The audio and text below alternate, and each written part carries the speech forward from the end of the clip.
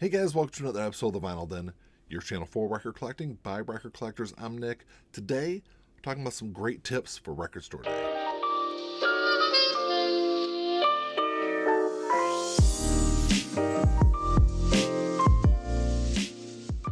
There's a bunch of links down below. You got links for the Vinyl Den Facebook group, for the merch page, for the Spotify and Apple Music playlist I put together every week, and the Patreon page. So make sure you check all that out. Like always, if you enjoyed the episode, make sure you give me a thumbs up. Hit that subscribe button down below. Make sure you hit that notification bell so you're notified every time I release new episodes. So Record Store Day is just a couple of weeks away on April 12th, and I've been to quite a few of them over the years, so I'm going to give you some of my tips that I've learned along the way, but make sure you drop me a comment down below and let me know some of the ones you've got also. I think a big one is if you're looking for something that is very limited or something you really covet and you really need to have in your collection, you've got to get out to the record store early. Of course, that varies greatly from your area and the record store you go to. The store I go to for Record Store Day typically has 300 or 400 people in line by the time the doors open. So if there's something I know I really need to have, I know I have to be out there early. You know, a lot of times I'm out there between, I say, midnight and 1 a.m. And there's been a few years where I knew I needed to be out even earlier than that. And even if there's something you're not all that interested in on the record store day list, it's always good to go out to your record store. Maybe not stand in line, but it's a good day to go out and pick up non-RSD titles also, because there's a lot of record stores out there that do big sales on new and used items outside of record store day. So even if you're not interested in an RSD title, it's still a good day to go out and support your local record store. I think another good tip for people that are either newer to an area or new to record store day is ask people in your area what the best stores are to go to for record store day, because they're not all equal. There are some stores that get more of a selection than others, but also keep in mind that those bigger stores that get bigger selections, there also tends to be more people in line, so you got to line up even earlier for those. But I know several smaller record stores that in the lead up to record store day will ask online, hey, what are the albums you're most looking for? And then they try to get those titles in, but you're never going to be guaranteed to get one of them. Something that I started doing over the last couple of years is I set a budget and I try to stick within that budget. And some years it's harder than others to do that, but for the most part, I stay at least relatively within or pretty close to that budget. And something that really helps with that is in the lead up to record store day, within the couple of weeks before, go online and look around. There's a couple of websites that always have pricing up, and you're not necessarily guaranteed to have that price at your local record store, but it should be around that price, so it helps you set a budget for that year. Also, knowing the prices beforehand can stop you from going to the record store on record store day and getting sticker shock over some of the bigger prices. I think another great tip is to make a list. Put a list together of the albums you absolutely have to have for record store day before you go out to the store. And what I normally do on top of that is I'll have a list of my must-haves, and then I'll have a list of some albums I'd like to pick up if the pricing is right or if I can fit it in my budget. And speaking of record stores are the lifeline of the vinyl record industry, of record collectors. Record store day is just one day.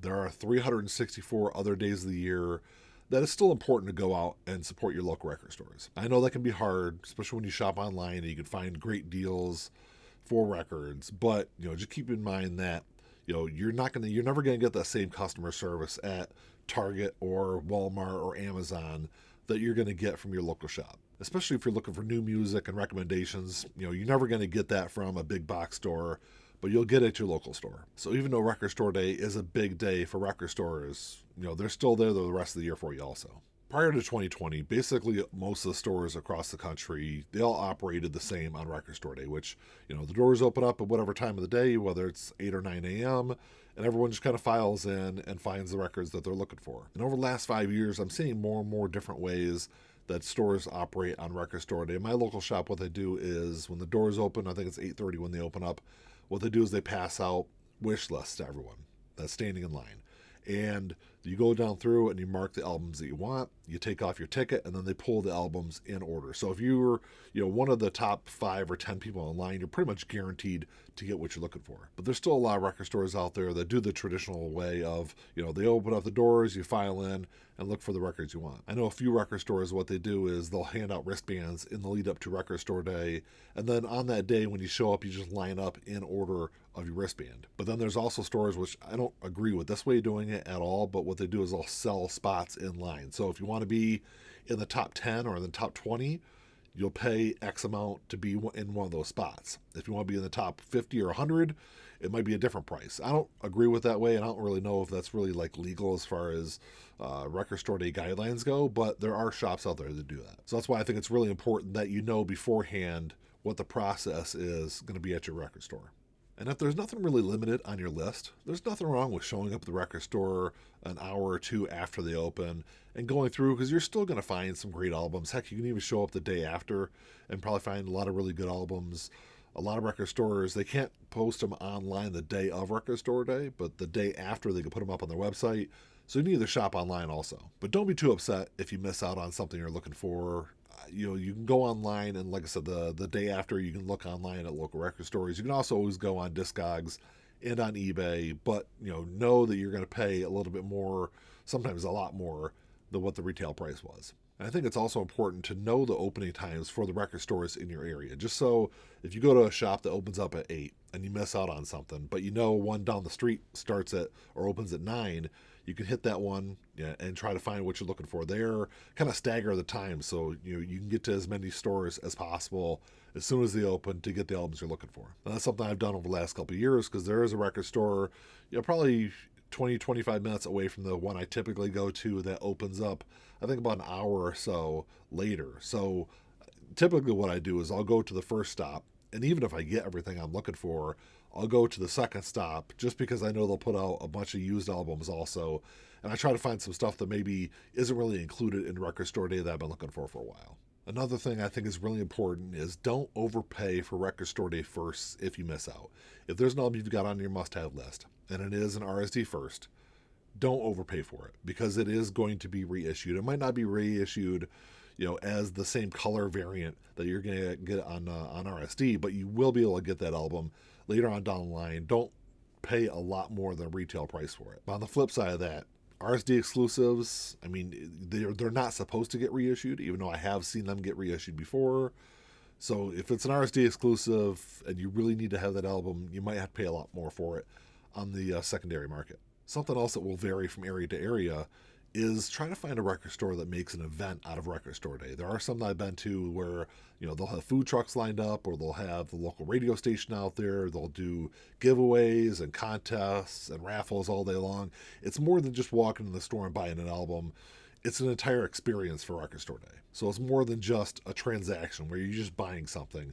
You're getting more out of the experience than just the purchase. Something I think is really important, but it's something a lot of us struggle with, including myself, is don't buy into the hype of a record store day release. Just because it's listed as limited edition, or you don't think you're going to be able to get that title later on down the line, you don't have to pick it up on record store day. Try to be a little more selective with what you're buying. If there's an album out there that is, really hyped up for record store day, think to yourself, is this something that I'm going to listen to enough to justify the price I'm going to pay for it? And it's happened to me a couple of times over the last several years is, a couple of months later, 3, 4, 5 months later after record store day, I think to myself, why did I pick this up? I know I'm not going to listen to this. Yes, it might be a good album.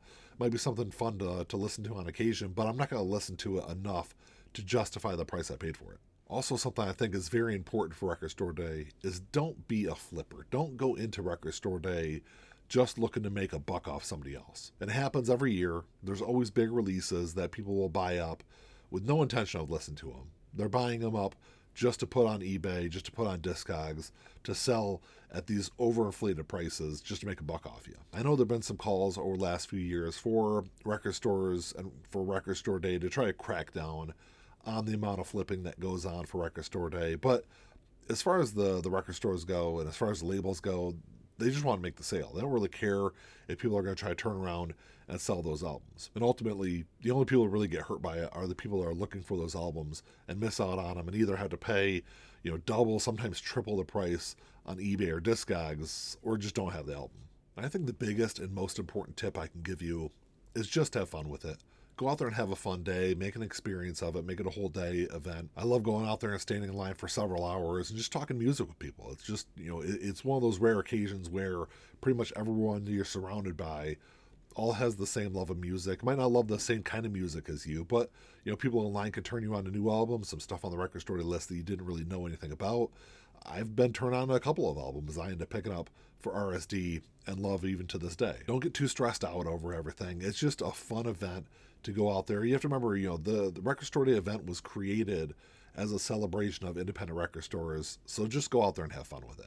Well, that's all I got for you today, guys. Thanks for checking the show out. Make sure you drop me a comment down below. I know there's a bunch of other tips that can be listed on there, but let me know some of your favorites. I'm looking forward to Record Store Day. I'm still trying to pare my list down to stay within my budget.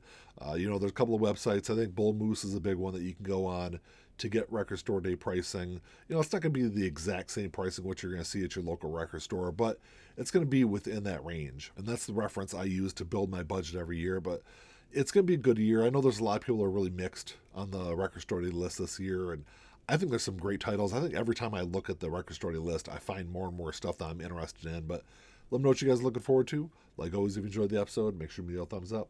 Hit that subscribe button down below. That's all I got. Until next time, keep on spinning. Peace.